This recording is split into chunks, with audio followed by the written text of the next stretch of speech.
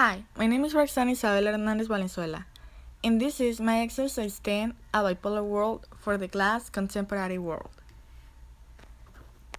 Today, I'm going to talk about the Cold War and two economic systems, capitalism and socialism. According to Encyclopedia Britannica, the Cold War was the open yet restricted rivalry that developed after World War II between the United States and the Soviet Union and their respective allies. The Cold War was waged on political, economic, and propaganda fronts and had only limited recourse to weapons. The term Cold War was first used by the English writer George Orwell in an article published in 1945 to refer to what he predicted would be a nuclear stalemate between two or three monstrous superstates, each possessed of a weapon by which millions of people can be wiped out in a few seconds. Now, I'm going to talk about the two economic systems. Adam Smith is considered the first theorist of capitalism in the second half of the 18th century, an economic system where private entities own the factors of production.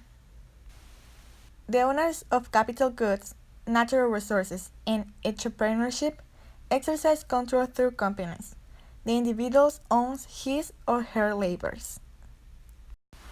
The only exception is slavery, where someone else owns a person's labor. Although illegal throughout the entire world, slavery is still widely practiced. Now, we're going to talk about socialism. Marx and Engels developed a body of ideas which they call scientific socialism in the century 19. Socialism is an economic system where everyone in society equally owns the factors of production. The ownership is acquired through a democratically elected government. Socialists take into account both individual needs and greater social needs. Now that we have some ideas, I'm going to talk to you about an interview I made to my uncle. His name is Javier Valenzuela. He's a 40-year-old architect. He's not an expert about history, but he has a big passion about it, so he knows a lot of things.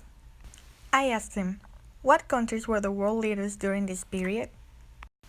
His answer was, right after World War II, so the United States and the wars. They were the generators of all this unnecessary conflict. My next question was, why did countries who were allies during the wars become enemies afterwards? And he said, I believe because of disagreements about the decisions taken by America and theirs. I asked, where did the Cold War take place? His answer was, basically in the whole world. Then I asked, what opinion did the general public have of the Cold War?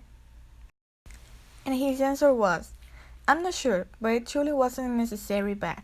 The World War II just ended a lot of horrific things happened, and now a bunch of bureaucratic fighting about ideologies. And my final question was, what type of weapons did the two world powers have at their disposal? And he said, they had some infantry-based weapons, maybe machine guns, rifles, grenades, bayonets, etc., but they didn't have lots of them. After talking with my uncle and doing my little research, I agree with him. The Cold War was so unnecessary. Most of all these important people are so greedy and full of themselves. And about the economic systems, I don't think neither or both are perfect. I like capitalism because whatever you produce is yours and no one else's. And of course, the wealth that brings. But I also kind of like socialism because it talks about the whole society as one thing. I'm still in a dilemma. Maybe once I grow up and know a little bit more about how the adult world works, I'll understand better.